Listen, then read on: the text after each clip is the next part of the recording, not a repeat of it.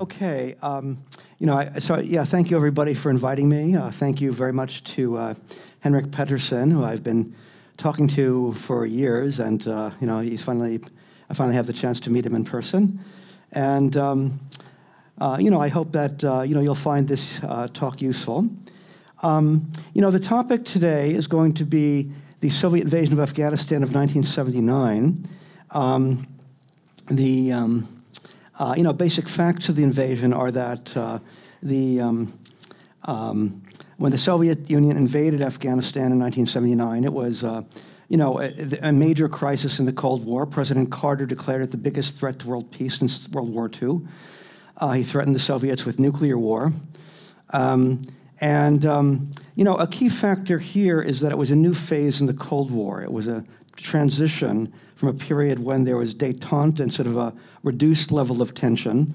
The United States had lowered levels of military spending, and this marked intensification of the Cold War to much higher levels. People usually associate this with Reagan, but it actually began with Carter after the invasion of Afghanistan. That was the justification for it. An important point here with regard to the invasion is that it was unprovoked. It was an unprovoked invasion. That there was no provocation whatsoever to the invasion. I should add, at the time, everybody believed that, including myself. As we'll see, it was very much provoked. We now have the declassified documents. As a professional historian, I work with declassified documents. That's sort of what I do. And they often take years or decades to become available. We have, first of all, the US documents pertaining to this. We also have the Soviet documents. And I've examined both in detail. And they really present a very different picture of the invasion from what it seemed at the time. One that does indeed bear a great deal of relevance today. This happened 45 years ago, what I'm discussing, and it may seem like ancient history, but in fact, Afghanistan is very much on the agenda. Hillary Clinton had said, the former US Secretary of State had said, at the time of the Soviet invasion of Ukraine in 2022, she said, what we really want to accomplish in Ukraine is what we did to the Soviets in Afghanistan. And this is very much the model of what the United States seeks to do to Russia. Bear in mind that, of course, the Soviet Union disintegrated fairly soon after the withdrawal from Afghanistan. And by many accounts, it's debatable, but by many accounts, the war in Afghanistan contributed to the breakup of the Soviet Union. Let me just put out a timekeeper here, so I'll be able to keep track of the time.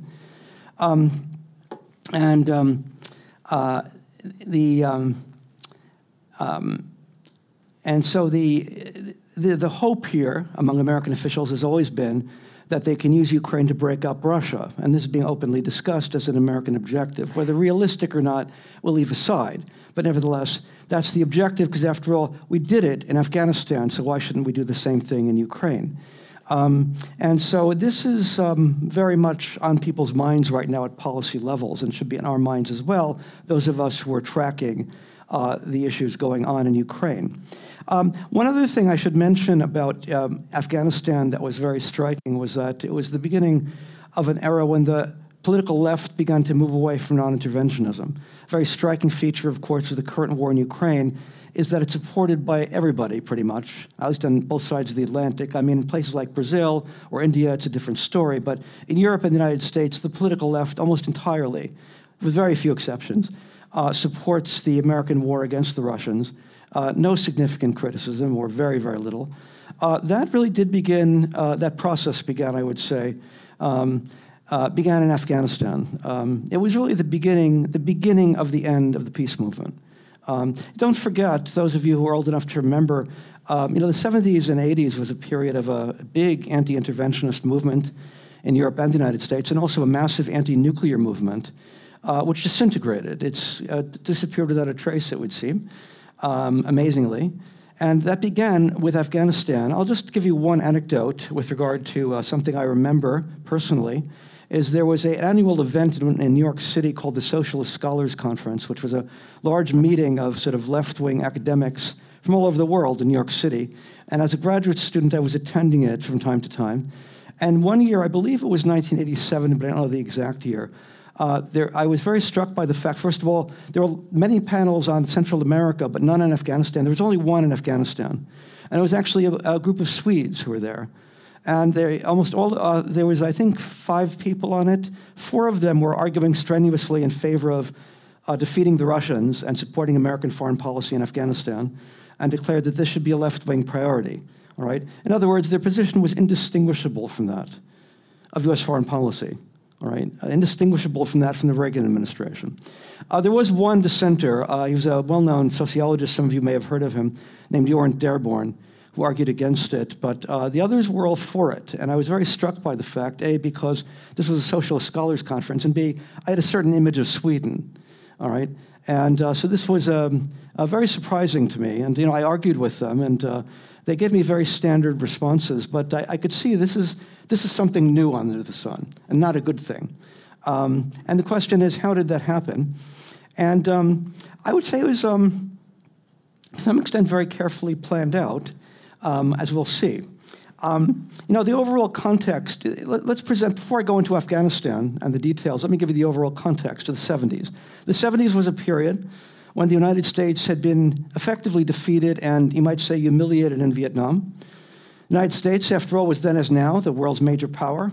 And for a major power to lose a war, which is what it did, especially to a peasant army, is a humiliating experience, very, very damaging to its credibility. Very damaging to the credibility of the establishment, both internationally and also domestically. And so there was a certain perception of U.S. weakness that took place. Elites were very concerned about this, and they wanted to correct it, weren't sure how. There was a youth culture coming out of the anti-war movement that was vitriolically anti-war and anti-intervention. Right? It had great influence across the country, especially among the very young. Military spending, responding to public pressure, went to its lowest level of the Cold War. The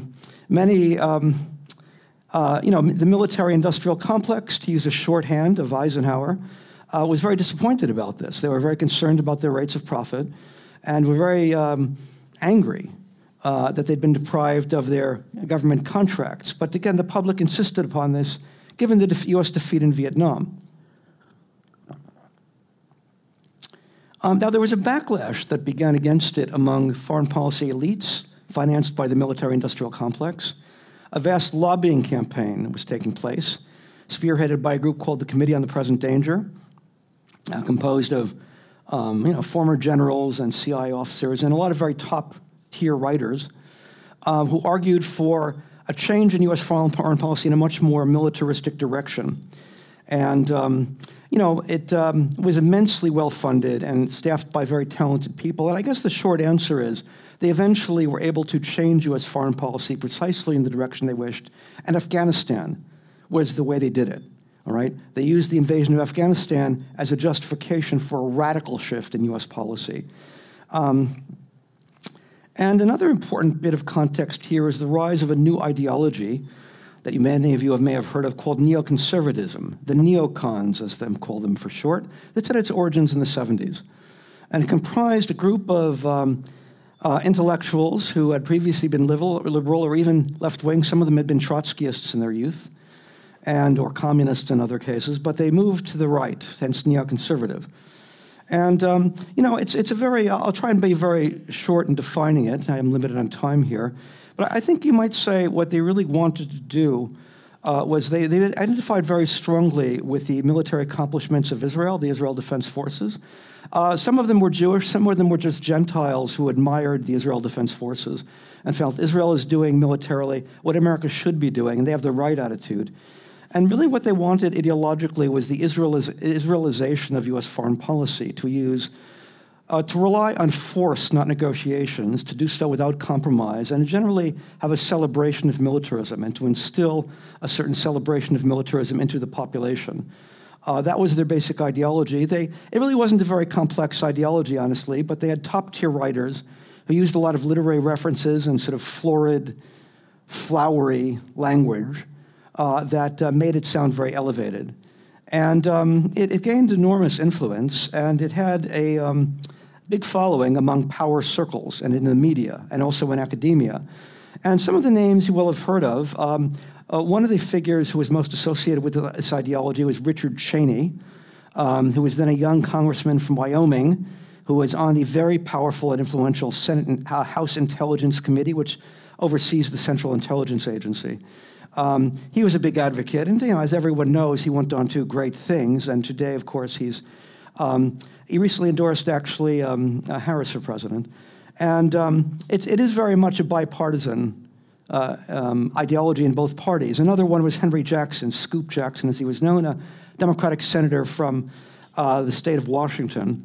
And so this had an immense influence, and it had also a McCarthyite style, which is those who disagreed with them were accused of siding with Moscow and being on the side of Moscow or being even agents of Moscow. Obviously, we're hearing this once again, and from the same people in some cases. And this was very common during the late 70s. And again, they were trying to turn the ship of state around, away from America's more moderated policies of the mid-70s to a much more aggressive, militaristic, Israeli-ized policy, one might say. And one of the things they were seeking in particular, and I've been through the private papers of these people. As a professional historian, I go through archives. I've been to the archives of these people, and privately what they were saying is what we need is some sensational event, some event that'll so shock people, it'll turn them in our direction. We need a Pearl Harbor-like event, they said. Afghanistan would provide this Pearl Harbor event. A pretext. They used the word pretext in private very often. Again, what they said in public and what they said in private wasn't always the same thing. One more point of context is the human rights, movement for human rights. This was a period of sort of gaining ground for an international movement to further human rights. Amnesty International, the American branch of it in particular, it had actually existed since the 60s, but it became particularly influential in the 70s in light of the U.S. defeat in Vietnam. And increasingly, intervention was seen as the cause of human rights violations. And in America, at least, human rights activists focused upon human rights violations by regimes America was supporting, because the argument was quite simple. We have special, as American citizens, we have a special obligation to correct wrongs that are caused by our own policy, which you could say is a certain logical consistency, but they consciously de-emphasized those in communist states because, after all, the U.S. government wasn't as responsible for those and had less control over events in communist states. The bottom line here is that the neoconservatives, with great cleverness, well, first of all, the neoconservatives initially saw human rights as their enemy, that it was a restraint on U.S. interventionism. But in private, many of them realized, and they were smart, that this was not necessarily the case. In private, a prominent neoconservative, Daniel Patrick Moynihan, said, I have a hunch that human rights is actually our secret weapon. And so they very carefully began to involve themselves in human rights and use human rights rhetoric to justify intervention and claim that the best way to promote human rights is to overthrow countries that violate them.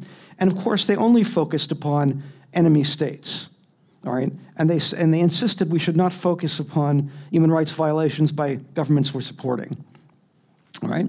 And so they very subtly shifted the debate. And again, there was an element of intimidation. People who disagreed with them were either morally callous cynics or perhaps spokesmen secretly being spokespeople for the communist line, all right? And so, by the end of the decade, the human rights dialogue became increasingly a dialogue used against America's enemies. And it was a new stick with which to beat them, particularly the Soviet Union.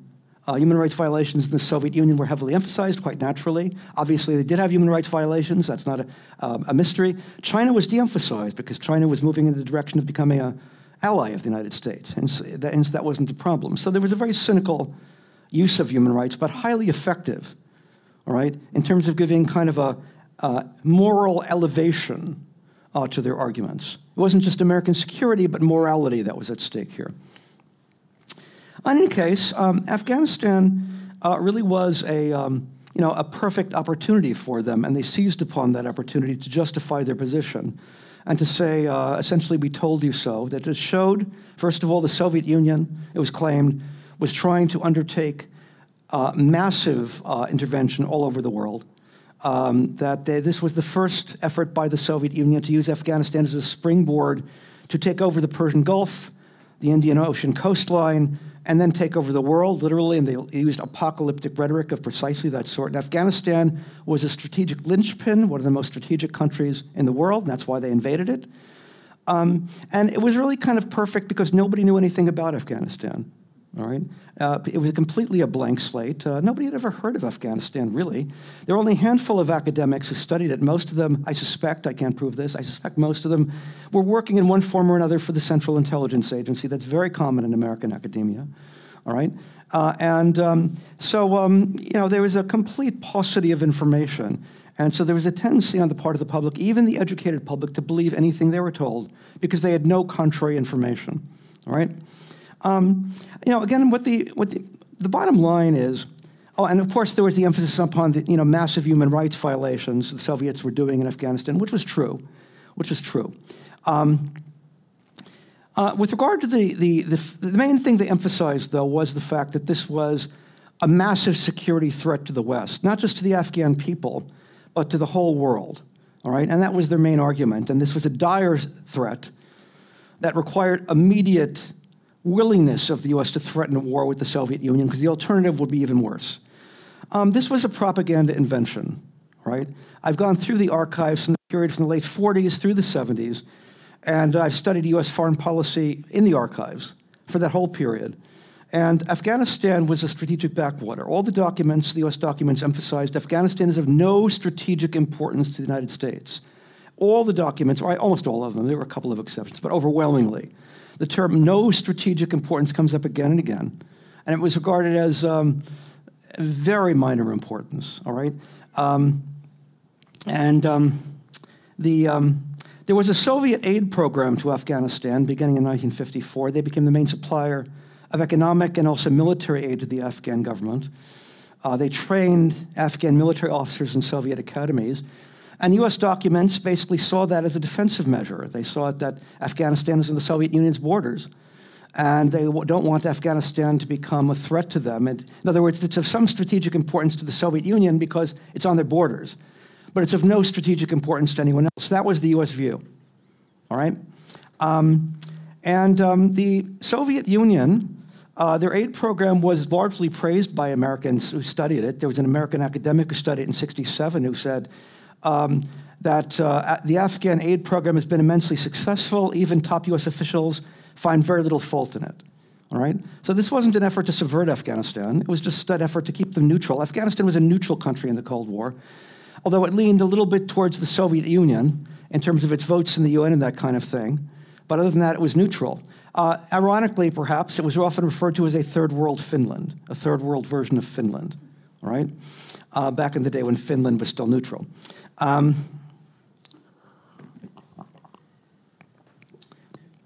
And the question is, what happened to Afghanistan that destabilized it? That's a long story I won't have time to go into. I think the main consideration was the United States initially decided to destabilize it. And the reason is that as the U.S. was moving towards defeat in Vietnam, and this was becoming clear to American officials, Henry Kissinger decided it was time to show American aggressiveness. And the United States, despite Vietnam, was still capable of intervening worldwide. And so he selected two countries, more or less arbitrarily, for intervention. One was Angola, where he deliberately triggered a civil war, which lasted 25 years.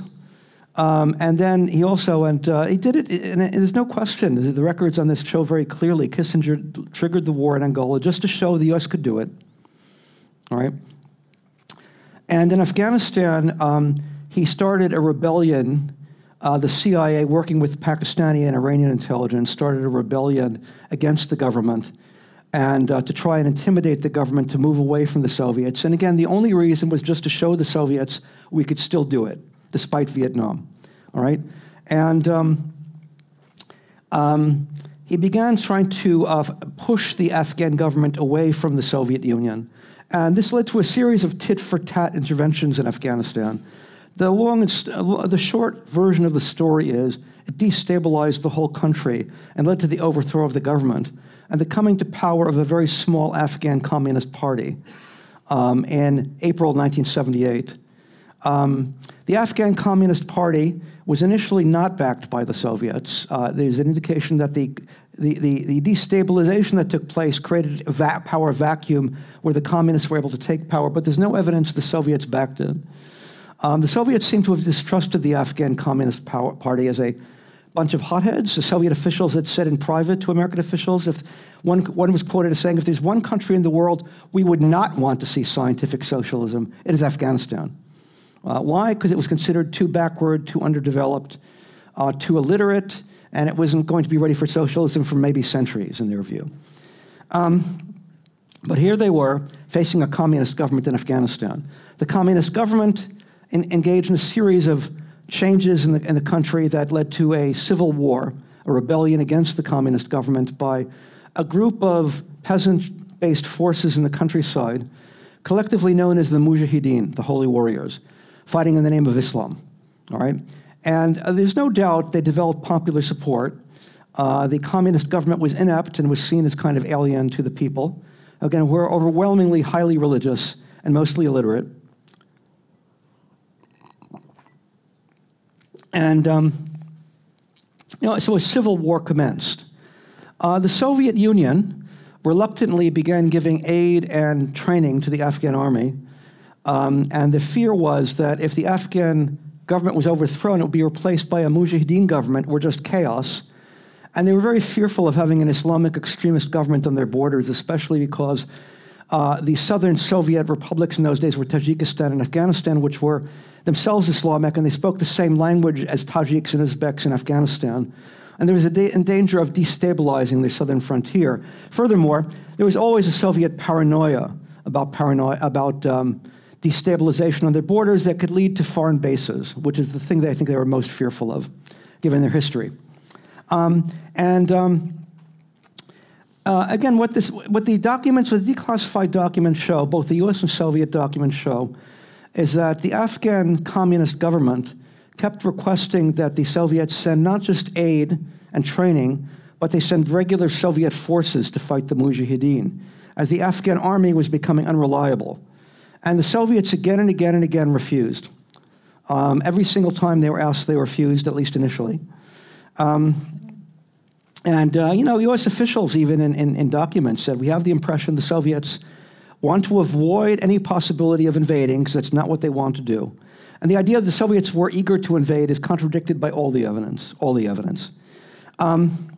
March of 1979, there was a major rebellion in the city of Herat, which is the third largest city in the country, where an entire Afghan army division of like 10,000 men defected to the Mujahideen with their equipment. And it looked like the country was about to unravel, and the Mujahideen were on the verge of a victory.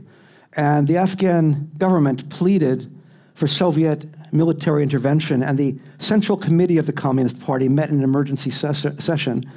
Brezhnev was not there. He was ill at the time. He was becoming very sick and incapacitated. But top figures, including the foreign minister and defense minister and KGB chief, participated. And we, believe it or not, we have the written verbatim records of this meeting, which I've examined. I don't speak Russian, by the way, but believe it or not, enormous number of Soviet documents have been translated, and I've used the translated versions. And what they do show is that all the top Soviet officials emphatically said, we cannot intervene, even if there's a risk of the Mujahideen taking power. The risk is simply too great that we'd have to start shooting Afghan civilians. We would be blamed worldwide for that. And we would get involved in a very complex civil war that we're ill-equipped to become involved with. And so we cannot take the risk of invasion. They just flat out said no. The Afghan government did quell the Herat rebellion and stabilize the situation momentarily, but the prospects looked bad. And it reaffirms very, very strongly, all right, that the Soviets simply did not want to intervene. And at the very highest level, there was no appetite for intervention. And so the question is, what exactly happened that changed their minds? And the answer is, there were a number of things. Mostly it was US foreign policy changed. On July 3rd, 1979, President Carter secretly approved a CIA program to supply direct aid to the Mujahideen. It was a small program, just a few $100,000. Officially, at least, it was what's called non-lethal military aid. But it was the first time the U.S. had become directly involved in the war. This, of course, was done in secret, but it was secret from the American public. Generally speaking, CIA operations are not secret from the target state or from the Soviets. They're secret from the American public, and they remained secret for decades. And the Soviets naturally found out about this, and this evoked immense paranoia by the Soviets that the Americans We're now going to become directly involved in the war. We're directly involved in the war. And we're going to try and use Afghanistan as a base for operations against the Soviet Union. The Soviets may have exaggerated American plans. There's no evidence the Americans were actively seeking bases in Afghanistan. But the Soviets thought this, clearly, and said so in documents. And even in the Soviet press, they said so. And there's no reason to doubt their honesty in terms of their concerns about this. Another thing was that the Afghan government was increasingly led by sort of a hardline faction that was turning away from the Soviets. The person who eventually gained power in Afghanistan was a man named Hafizullah Amin, who represented a specific faction of the Communist Party that was never trusted by the Soviets at all. Hafizullah Amin himself had studied in the United States at Columbia University and University of Wisconsin, and he was involved in the CIA front at one point. I really don't have any evidence he was actually working for the CIA when he was head of the government in Afghanistan, but the Soviets suspected that and said so. And I think probably the key event was when Amin basically gave an interview with the Los Angeles Times, publicly of course, in which he said Afghanistan would move away from reliance on only one power and would seek support from multiple powers, all right? And the Soviets knew, of course, exactly what that meant. And I think it was at that point, which was late in the fall of 1979, that they changed their mind and decided they would take the risk and invade. December 24th, 1979, Soviet special forces moved into Afghanistan, assassinated Amin, and installed a puppet government, who then invited the Soviet Union to invade, and they sent a force of about 100,000 men, who occupied the country for 9 years, and the war proceeded accordingly. Well,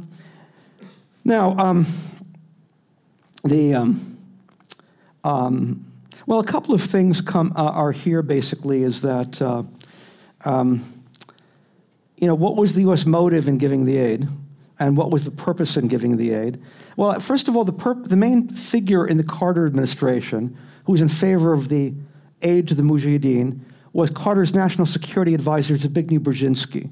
Now, Brzezinski was a hardline figure in the Carter presidency. He was the most anti-Soviet figure. He'd been born in Poland and was, I think, instinctively anti-communist, and he had a great deal of ties to the neoconservatives. He basically himself was a neoconservative. He was Carter's in-house neoconservative. He was the link of Carter's presidency to the neoconservative movement. And he had long advocated for changing U.S. foreign policy in a more aggressive direction, and he saw the opportunity to do so, and he was the one who was clearly pushing most aggressively the policy of arming the Mujahideen. And the question is, what did he have in his mind when he followed this policy? What was his purpose? Well, he's been fairly explicit about what his purpose was. And the first time he really had addressed this issue was in 1998. He gave an interview with the French magazine Nouvel Observateur. It was in French. I've had it translated and published. And it is really a very remarkable interview, and sufficiently remarkable I would like to read an excerpt from it, where he basically spells out what his motive was, and he's quite blunt about it.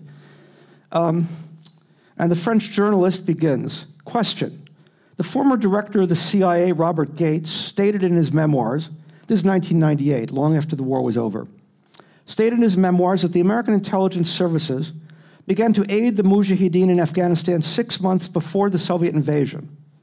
In this period, you were the national security advisor to President Carter. You therefore played a key role in this affair. Is all this correct?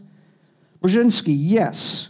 According to the official version of history, CIA aid to the Mujahideen began in 1980. That is to say, after the Soviet army invaded Afghanistan on December 24th, 1979. But the reality, closely guarded until now, is completely otherwise. Indeed, it was July 3rd, 1979, that President Carter signed the first directive for secret aid to the opponents of the pro-Soviet regime in Kabul, the Mujahideen. And that very day, I wrote a note to the president in which I explained to him that, in my opinion, this aid was going to induce a Soviet military intervention. In other words, he knew perfectly well this would trigger a Soviet intervention, but he advocated it anyway. The French journalist, despite the risk, you were aware, you were an advocate of this covert action, but perhaps you yourself desired the Soviet entry into the war and looked for a way to provoke it?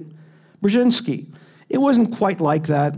We didn't push the Russians to intervene, but we knowingly increased the probability that they would, right? So if you look at that sentence, I'll read it again. It's self-contradictory, all right? We didn't push the Russians to intervene, but we knowingly increased the probability that they would.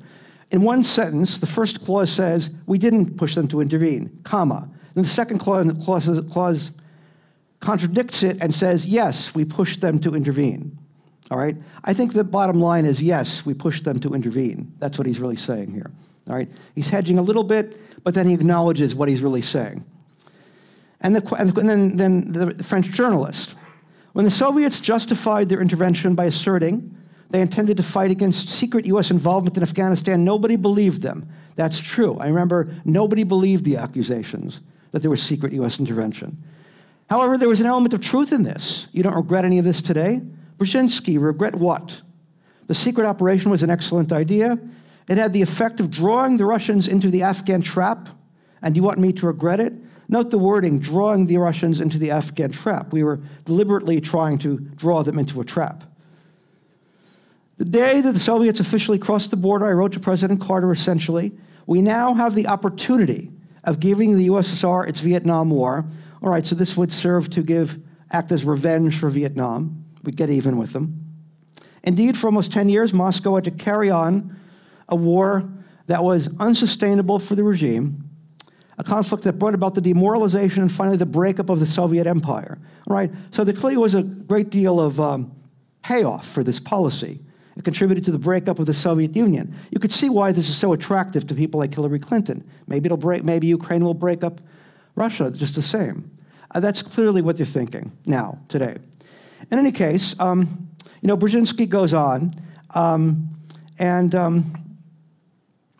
the bottom line is that he's acknowledging motive here. The motive was deliberate provocation, and he's stating it about as explicitly as you can. I should add, this isn't the only time he's done that. His top military aide was Lieutenant General William Odom, who later told a historian what had happened at the time of the invasion. He said, at the time of the invasion, I was the first person to give a briefing to Brzezinski as to what had happened. And Brzezinski's first reaction was to pump his fist in the air in triumph like this and to say, they have taken our bait. They have taken our bait. Very consistent with what's in the Nouvel Observateur, all right? So he said this multiple times. We deliberately baited them into invading, and they took our bait. In his memoirs, by the way, his published memoirs, he expressed a measure of satisfaction. He perfunctorily regretted the invasion, but said it was a good thing also because it elevated my standing in the policymaking process. It made me look good, and it also made President Carter look good, which is true. His popularity actually rose significantly after the invasion. In America, we have something called the rally round the flag effect. The president becomes more popular after a major crisis. So Brzezinski is very clear about what he did and why he did it, all right? And so we have that story now, and the story is the Soviet Union did invade Afghanistan, and yes, it was an illegal invasion, and personally, I think they should have accepted the humiliation that would have come by not invading, all right? But nevertheless, they did invade, and the question is, why did they invade? We know why they invaded it. We invaded it because they were provoked by the United States, all right? And that's very clear from the historical record, all right? And again, this was despite the fact Afghanistan was of no strategic importance. There's another quote I wanted to give you. In 1973, the Wall Street Journal had the only front-page article on Afghanistan of any major U.S. paper in the entire Cold War up to the time of the invasion. And this is 73, and it was entitled, "Do the Russians covet Afghanistan, ? If so, it's hard to figure out why," all right? And they described Afghanistan as a vast expansive desert waste of no value to anybody. Right? And they quoted U.S. officials who said, it's of no interest to us. And so Afghanistan was just available. It was a convenient pretext to basically create a new Cold War with the Soviet Union, to get even with them for Vietnam. And it also was very useful in creating a war crisis in the United States. There was a sea change in public opinion. I personally remembered very well. A feeling we could be at war with the Soviets any moment. And it created a context in which the public was perfectly willing to go along with massive increases in military spending, which began first under Carter and then continued under Reagan. There was a much greater willingness to use force, beginning with Carter. Carter himself threatened the Soviet Union with nuclear war. And so, the neoconservatives basically got everything they wanted. And the key was using Afghanistan to do so. Now, some might say it's very cynical to use a country like that and to lead to hundreds of thousands of deaths. But that was the way the neoconservatives did it. And they essentially saw it as an enormous success. And obviously, Brzezinski, in 1998 at least, saw it as an enormous success.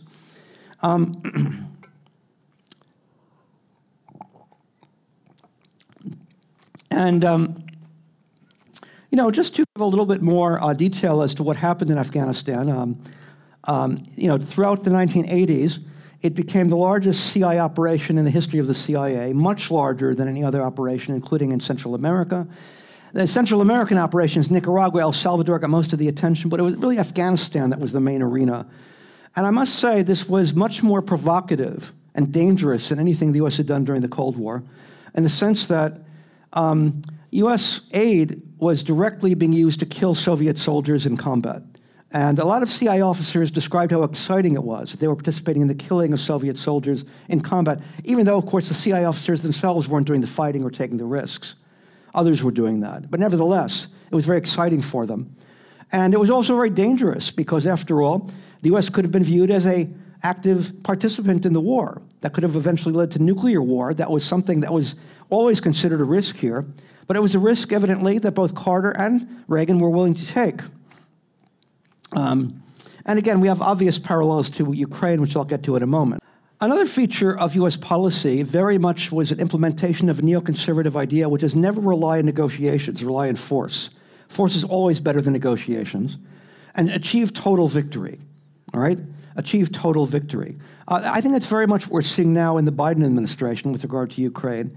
And it was very clear as well in Afghanistan, and that the Reagan administration secretly did not want to allow any negotiations that would enable a peaceful exit of Soviet forces from Afghanistan.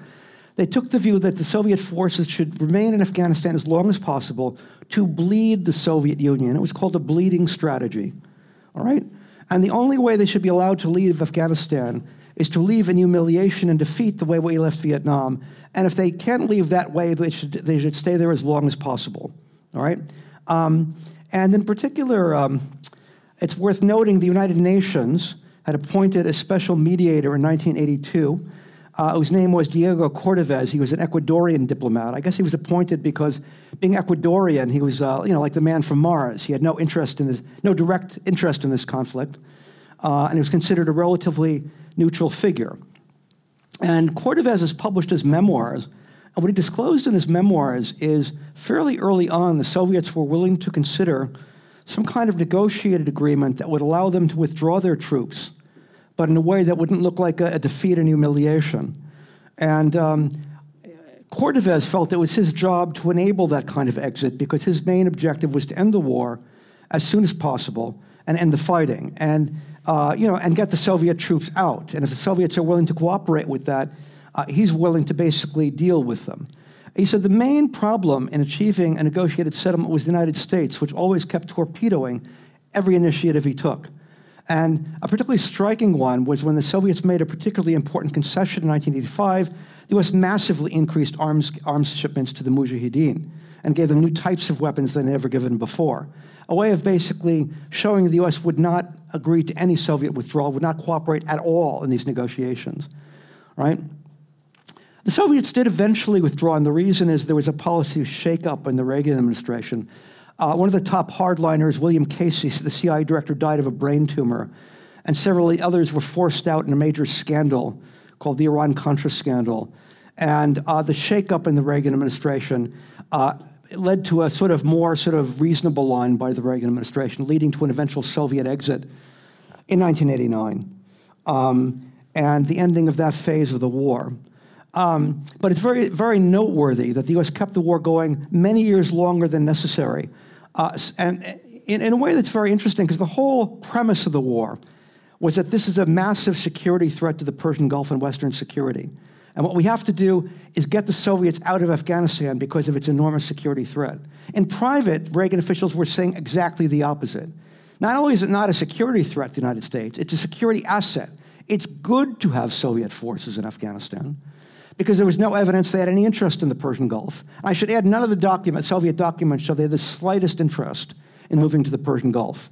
There's nothing to support that whatsoever in the Soviet documents.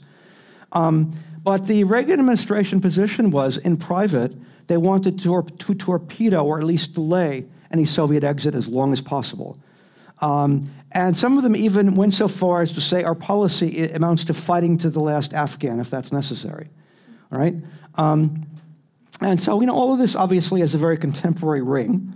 I do want to note, some fairly obvious parallels to the war in Ukraine. And in particular, what I will note is that clearly we have another case where the U.S. deliberately provoked a Russian invasion. Very much the same way we provoked the invasion of Afghanistan, the U.S. provoked the invasion of Ukraine. The evidence on this is absolutely overwhelming. It's been even acknowledged by Jens Stoltenberg, the Secretary General of NATO, who in what I suppose amounts to maybe a Freudian slip, acknowledged that Russia invaded to prevent NATO from getting into Ukraine, all right? And that the expansion of NATO to Ukraine, that was the cause of the war. He acknowledged that fact. And there's an abundance of evidence supporting this view. The United States had made an agreement with the Soviet Union in 1990 not to expand NATO 1 inch to the east. That was the phrase, all right? It was not only the United States that promised this, but Germany did, France did, and Britain did. There's an immense series of documents on this by the National Security Archive. Those of you who are interested can easily find them. If you want to Google it, it's called What Gorbachev Heard. All right, that's the title of it. And they have a very good summary by the staff of the National Security Archive and the documents themselves. All right, the U.S. violated that agreement. France, Britain, and Germany all violated that agreement. And the idea that had nothing to do with the invasion makes no sense. All right, so this was a provoked invasion, just like Afghanistan was a provoked invasion. Another feature is that, there were warnings, I should add, that this would lead to a war. George F. Kennan, one of the architects of the Cold War, certainly no friend of Russia or the Soviet Union. I should add, he was a remarkable figure at the time of the invasion of Afghanistan. He warned that, this is a completely unnecessary crisis. He said, when I was in the State Department, nobody cared about Afghanistan. It's of no strategic importance. I mean, people are saying they're going to use it to invade the Persian Gulf. Has anybody looked at a map? It's nowhere near the Persian Gulf. And so he said he's mystified why people are making such a big deal about it. He said it's a threat to the Afghan people, but not to anyone else. And he was, of course, dismissed. Nobody took him very seriously. And in the late 1990s, in his very, very old man, maybe about 100, he died at 101, just before he died, he had an interview with the New York Times in which he basically said the expansion of NATO is completely unnecessary. There's no purpose in it. Russia is a threat to nobody. And this is going to lead, he didn't say a war, but he said this is going to lead to a rise of tension and conflict with Russia. And he said, then the architects of NATO expansion will use that tension to justify the expansion of NATO, even though they caused it. And he predicted that. And of course, that's exactly what's happening right now. He didn't live to see it, maybe fortunately for him, but that's exactly what he predicted. Another sort of commonality here is the use of proxy war as a public relations technique. The neoconservatives had realized the American public were not going to stand for another Vietnam-style war. No more American troops on the ground. That was their conclusion. Too many Americans had died. There was too much public opposition to that.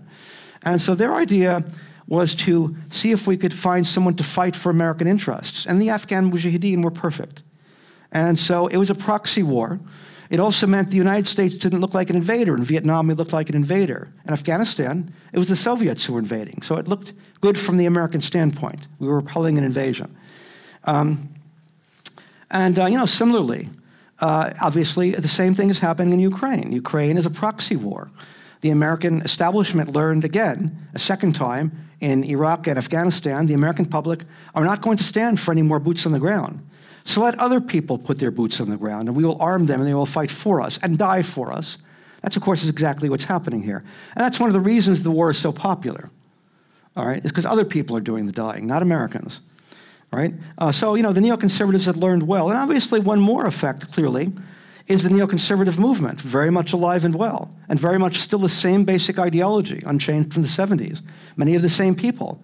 One of the architects of the current war in Ukraine is Victoria Nuland, who was Assistant Secretary for Eurasia under Obama, and she orchestrated policy against Russia during the 2014-13 Ukraine crisis, the overthrow of the Ukrainian government. She played an instrumental role in that.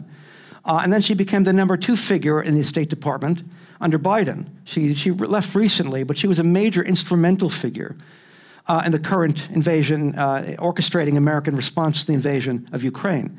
Well, she was National Security Advisor to Richard Cheney during the Iraq War. So she has close ties to key neoconservatives, and really the godfather of the neoconservatives, Richard Cheney, when he was vice president, right? And she was a major advocate for the Iraq War and Afghanistan wars. It's very interesting to note, by the way, the lack of discrediting here. You have people like Newland who were involved in one disaster after another. Iraq, Afghanistan, many of them involved in Libya, all disasters. But it did nothing to discredit them. They're still making policy, all right? And I would be remiss if I didn't bring up the issue of the military-industrial complex. Obviously, we had in the 70s, the military-industrial complex was hurting. They were really having lower profits. They were in very bad shape. But studying these things late at night, sometimes it brings a small tear to my eye when I realize how much the military-industrial complex was suffering. I'm sorry, I'm being a bit ironic there, but the bottom line is that they needed something to lift up their profits. So they funded a massive influence campaign. And they funded groups like the Committee on the Present Danger, which argued very effectively and with enormous resources for a shift in U.S. policy that was justified by Afghanistan. Similarly, you have always had the military-industrial complex since the end of the Cold War arguing for NATO expansion. The Committee to Expand NATO in the 1990s, was funded heavily by military contractors. Why? Because they knew that as NATO expands and brings in former communist states like Poland, Czech Republic, Bulgaria, and so on, they will be expected to convert from their Soviet-era equipment and buy American and European equipment at high expense and with great profits to the manufacturers of that equipment. And the military-industrial complex funded these groups that were arguing for NATO expansion, lobby groups, all right? And so, so you have a really very close parallel here and a model. And the model is Afghanistan. And that's what we're trying to do with regard to Ukraine. There was always a very great danger, as I said, that Afghanistan could have resulted in nuclear war. And there's an even greater danger in Ukraine resulting in a nuclear war, since the U.S. is being even more reckless and provocative than it was in Afghanistan. We're going much further in Ukraine, the U.S. is, than ever we did in Afghanistan. American officials have boasted in the New York Times that they helped the Ukrainians to kill Russian generals, to destroy the flagship of the Black Sea Fleet. This is being boasted about in the New York Times. Okay, that goes beyond anything ever done in Afghanistan or at any time during the Cold War, all right? And there was really, I think, during the Cold War, even during the Reagan era, there was a certain fear that if things went too far, it could lead to nuclear war. Nuclear war was respected as an event that nobody wanted. What I'm very concerned about is it almost seems as if American and NATO officials have lost their fear of nuclear war. And I keep hearing the U.S. can go as far as it wants against Russia because Russia's only bluffing. They'll never use nuclear weapons.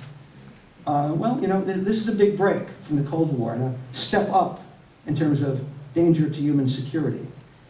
Thank you.